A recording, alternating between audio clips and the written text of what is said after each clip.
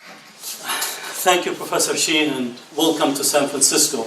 And it's a very powerful reminder for the need for collective work. Now, I came to know the case of Professor Xi just reading the New York Times, and I saw his story and his narrative, and narrative of a number of other Chinese Americans who've been targeted by the government.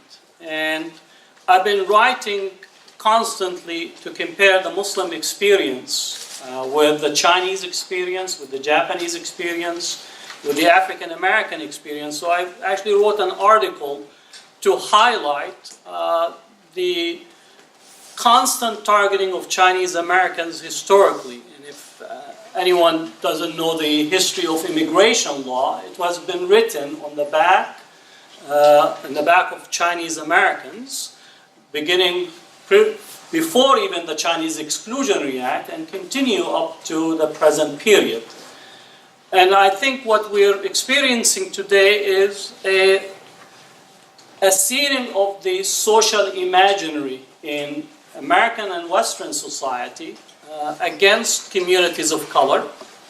And I would like to just contextualize some of the discussions that emerged after 9/11 specifically. Post 9/11, there's been many writings that have spoken of a supposedly Sino-Islamic alliance. If you haven't heard of this, possibly have not kept up with the neoconservative writings and their ideological mindset, where the thinking is that there is a changing global environment, and this changing global environment is bringing together the Chinese and the Muslims in order to undermine Western civilization.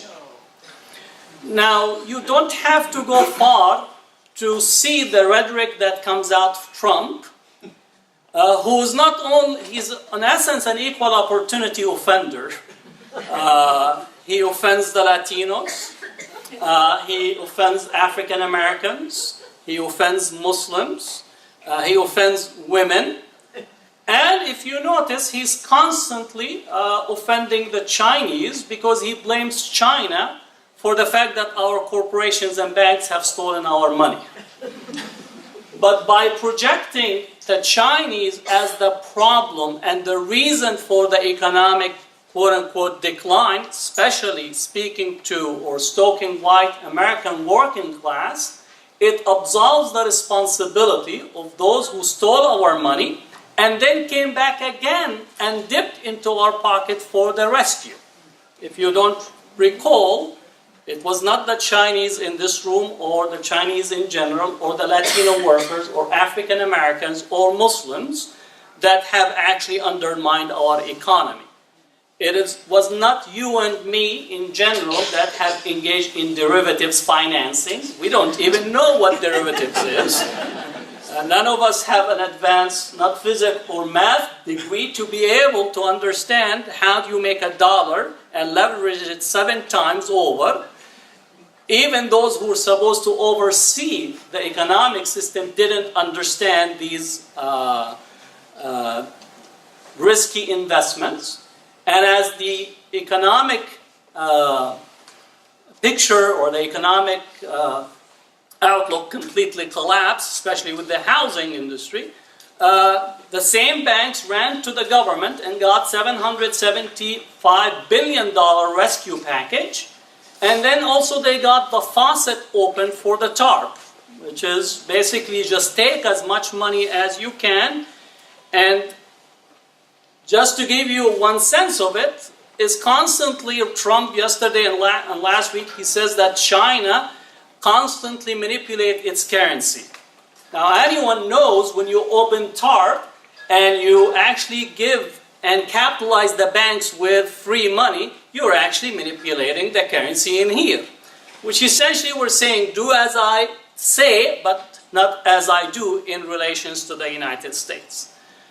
So as such, this Sino-Islamic alliance that is spoken of have particular notions to the policies that are formulated around it. And this gets me to introduce the work of Edward Said, Orientalism. When Edward Said spoke about Orientalism, he spoke about the stereotypical notions that are formulated relative to various communities. So, for the Muslim community, once again, it's the terrorism, the violence, despotic communities, the lack of rights of women, which once again Trump have used this past week again. If you speak about Latin America in particular, especially whether Mexico or Latin America, you often have to speak about the drug cartel. So every time you read a story in the New York Times, right, all the news that fit to print but doesn't have meaning, right? Every time you have a story about Latin America, you have to have the drug cartel, as if there is nothing happening in Latin America from north to south, except they're sitting and trying to figure out how to get a drug cartel together.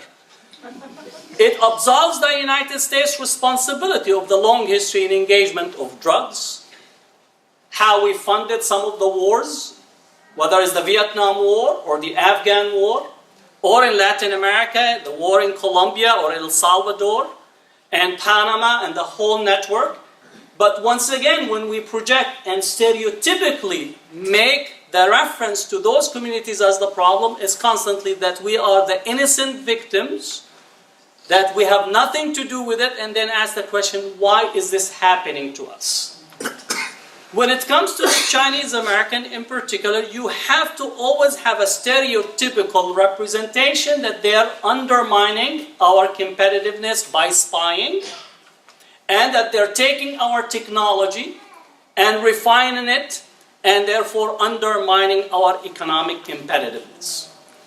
And this narrative has a strong hold on the imaginary of a large number of people who are really unable to go through the systematic process by which the economic shifts and changes have occurred in this country, where corporations have taken the jobs, not because they love or hate any other country, they just love the mighty dollar.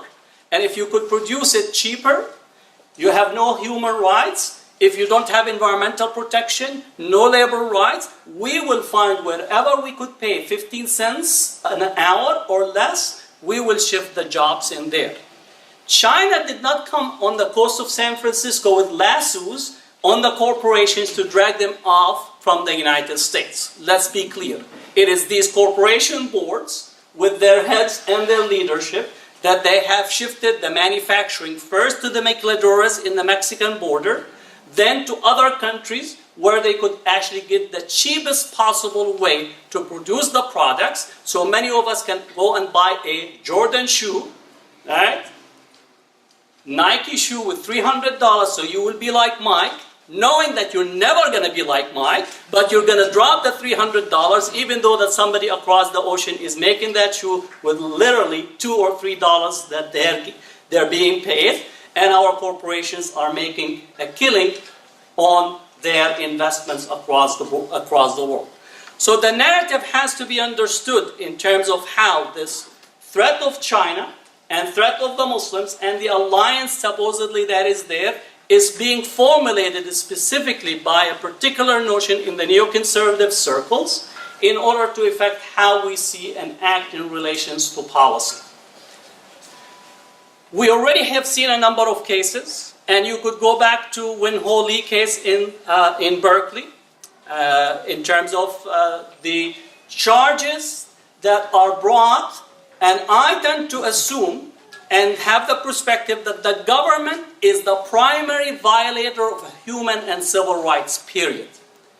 Companies do violate civil rights, but essentially you could take those companies to court and work through that. But the government itself systematically and deliberately engages in civil and human rights violation.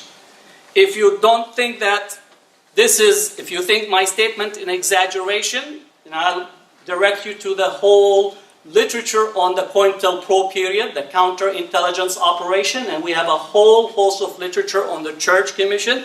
If you think that the government doesn't target individual wrongly with a purpose, Go and look how many African Americans have been railroaded during the 1960s and 70s, and some have spent almost 30 years in jail on false pretexts that the government knew at the time.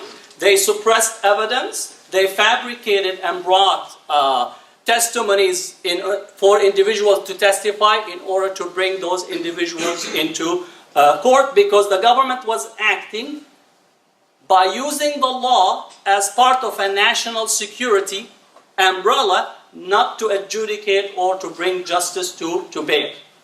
Post 9/11, the government have shifted and used preemptive prosecution. So we are in the period of preemptive prosecution, where in essence we are not arresting the individual on anything they have done.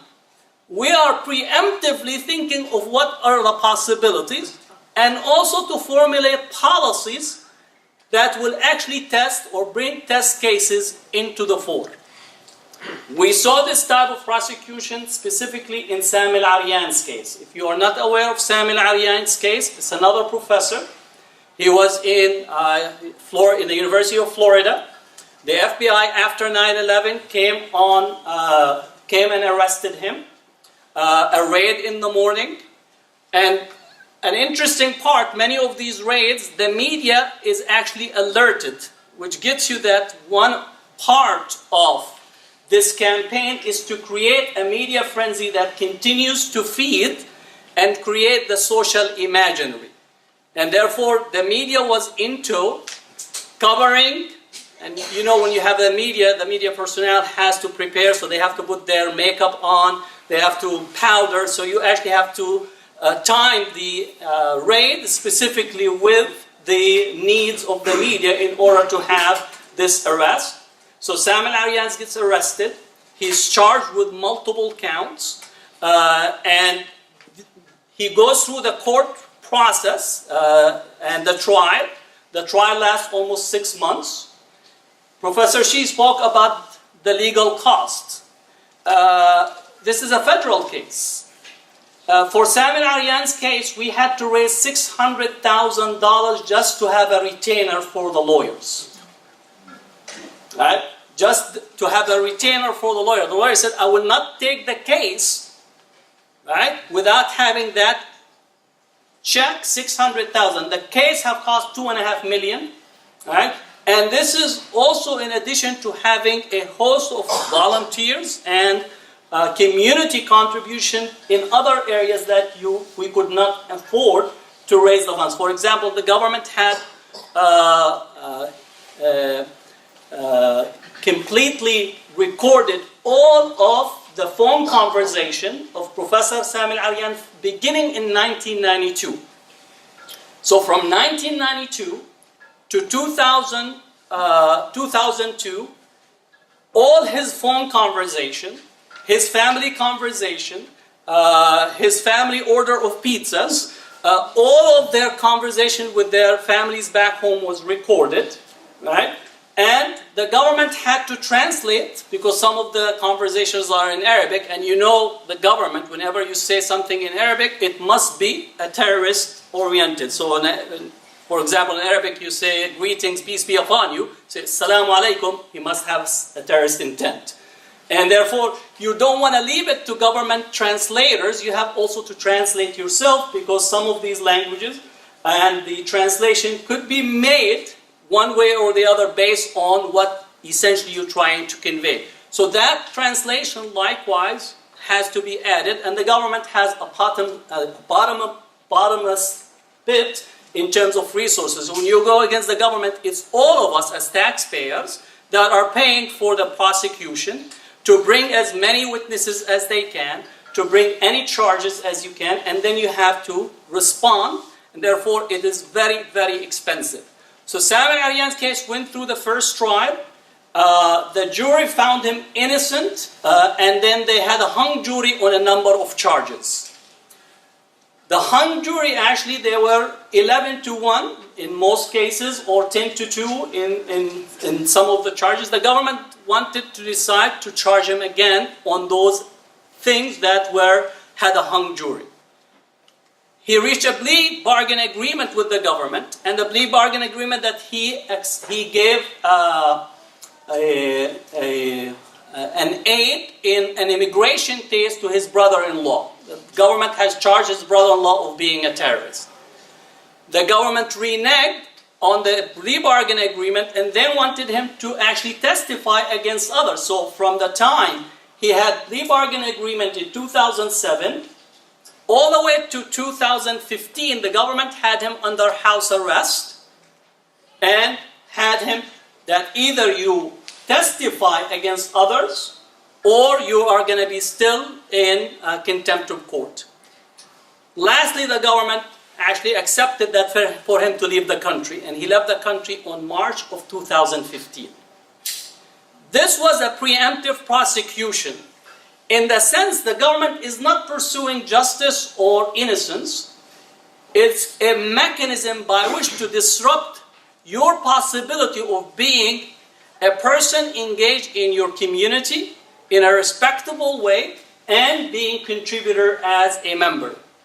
The reason that you are targeted because there are higher-ups that decided that you as a community is undesirable and that there is a national security discussions or argument that is revolving around you and around your community.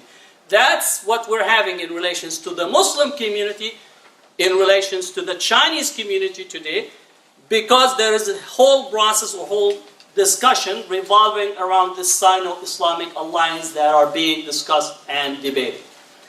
To give you a larger sense of it is that part of the rationale for the invasion of Iraq is related to disrupting supposedly Chinese economic competitiveness, because China does not have an independent oil reserve of its own. It's highly dependent on Middle Eastern oil. And also China has been engaging in relations in Africa to develop some of its own oil supply. So some of these neoconservatives thought that if we go and sit on the oil, then we have a leverage over China vis-a-vis its oil supplies, and as such we have a leverage of it in relations to the economic relations. So these dynamics that we're experiencing domestically has both a national policy orientation as well as a global dimension that we need to be aware of. Now I want to echo Professor Xi's call for us to respond effectively. The response has to be that we need to build a vibrant civil rights coalition in this country. This civil rights coalition has to be reflective of the broader needs of our community, because you cannot be in the United States today without feeling the consequences of what the African Americans face on a daily basis. You can't be in America today without feeling the consequences of the American Muslim community face on a daily basis. You can't be in America today without realizing that we have 11 or 12 million so-called illegals. There is no human being that is illegal. Every human being is born and has the right to be on this earth legally.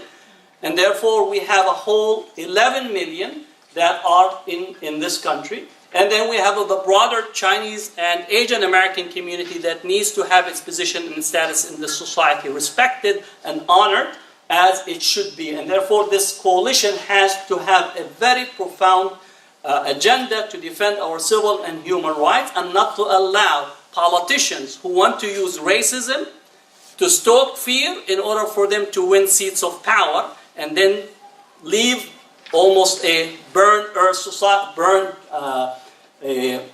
leave us in essence without any sustainable way for our communities to be vibrant and healthy. So I think what I'm calling is for us to renew our efforts in a civil rights movement again, especially coming next year is the anniversary of Martin Luther King's famous speeches on the 3 evils of society, and I think it's time for us to renew our commitment to that civil rights work that is needed, and I urge you to do so. Thank you.